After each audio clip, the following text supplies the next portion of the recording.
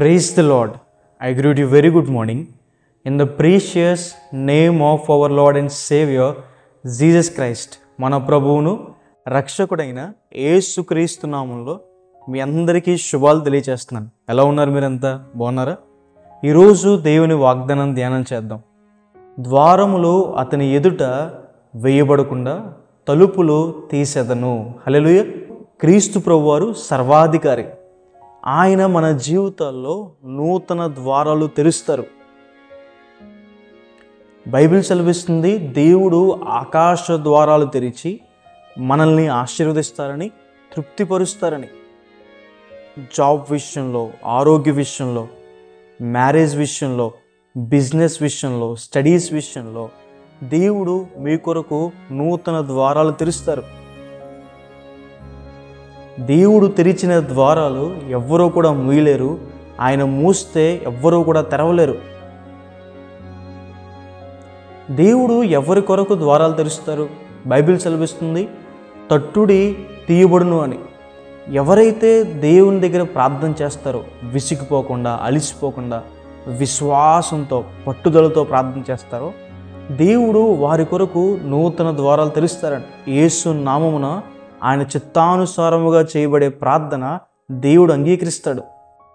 ఒక ఆయన ప్రయాణం చేస్తున్నప్పుడు గట్టిగా వర్షం పడింది. దగ్గరలో ఒక కోట ఉంటే దాంట్లోకి వెళ్ళాలని పరిగెట్టుకుంటూ వెళ్ళి ఆ కోట తలుపులు తట్టాడు. చాలాసేపు తట్టిన తర్వాత ఒక పెద్ద ఆయన కోట తలుపులు తీశాడు. లోపలికి వచ్చిన ఆయన అడిగాడు, సార్ ఎప్పటి నుంచో నేను తలుపులు తడుతున్నాను కదా, మీకు వినపడిందా అని అడిగాడు.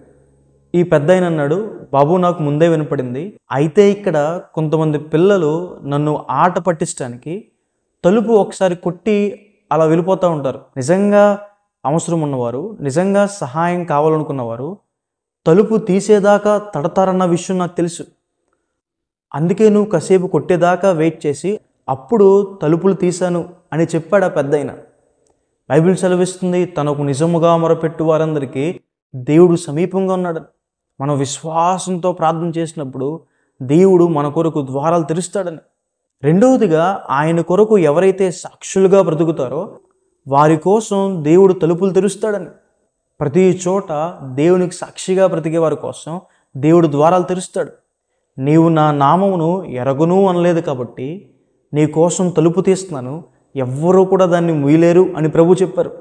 మూడవదిగా, ఎవరైతే క్రీస్తు ప్రభువును వెంబడిస్తారో వారి కోసం దేవుడు ద్వారాలు తెరుస్తారని. పేతురు గారిని తీసుకెళ్ళి చెరసాల్లో పెట్టేసినప్పుడు దేవుని దూత అక్కడికి వచ్చి నన్ను వెంబడించమని చెప్పగానే పేతురు గారు వెంబడించారు. బయట ఉన్న పెద్ద ఇనుప ద్వారం దానికదే తెరుచుకుందని.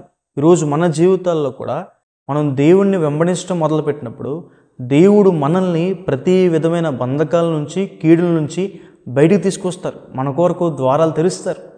కాబట్టి ఈ వాగ్దానం విశ్వసించండి. దేవుడు మీ కొరకు నూతన ద్వారాలు తెరుస్తారు. మూయబడిన ప్రతి ద్వారం తెరుస్తారు. మనుషులు మూసిన ద్వారాలు దేవుడు తెరవడానికి సామర్థ్యం కలిగిన వాడు. సాధు సుందర్ సింగ్ గారు టిబెట్ అనే ప్రాంతంలో వాక్యం చెప్పినందుకు నీరు లేని లోతైన బావిలో ఆయన్ని పడేసి తాళం వేసేశారు. ఆ రోజు రాత్రి దేవుని దూత ఆ ద్వారం తెరిచి సాధు సుందర్ సింగ్ గారిని బయటికి తీసుకొచ్చారు. ఉదయం లేచేసరికి సాధు సుందర్ సింగ్ గారు వాక్యం చెప్పేస్తున్నారు. అది చూసిన నాయకుడు, తాళం ఇంకా నా దగ్గరే ఉంది, ఎవరన్నా తీశారా అని చెప్పి అక్కడున్న మనుషులను అడిగితే వాళ్ళెవరూ తీయలేదన్నారు. వెంటనే సాధు సుందర్ సింగ్ గారి దగ్గరికి వెళ్ళి, ఎవరు తీశారు నీకు ఆ తలుపు అని అడిగితే అప్పుడు సాధు సుందర్ సింగ్ గారు అన్నారు, మనుషులు మూసిన ద్వారాలు నా దేవుడు తెరవడానికి సమర్థుడు అని. కాబట్టి ఈ వాగ్దానం విశ్వసించండి. దేవుడు మీ జీవితంలో గొప్ప కార్యాలు చేస్తారు. ప్రార్థన చేసుకుందాం. సర్వశక్తి మంత్ర జీవంగల దేవేశ ప్రభువా, మీకు వేలాది వేలాది వందనాలు వేసా. ఈరోజు ఈ వాగ్దానం ద్వారా మాతో మాట్లాడినందుకు దేవా ప్రభువా మీకు వందనాలు. ప్రియులు ఎంతమంది అయితే ఈ వాగ్దానం వీక్షిస్తున్నారో వారి జీవితంలో మేలు చేయండి. ప్రభువా, మిమ్మల్ని వెంబడించినప్పుడు మేము తండ్రి విసిగిపోకుండా ప్రార్థన చేసినప్పుడు, మీకు సాక్షిగా బ్రతికినప్పుడు ప్రభువా మా కొరకు నూతన ద్వారాలు తెరుస్తానని వాగ్దానం చేసింది దేవా ప్రభువా.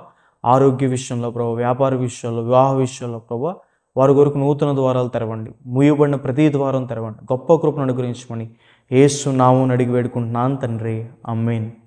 God bless you. God bless India.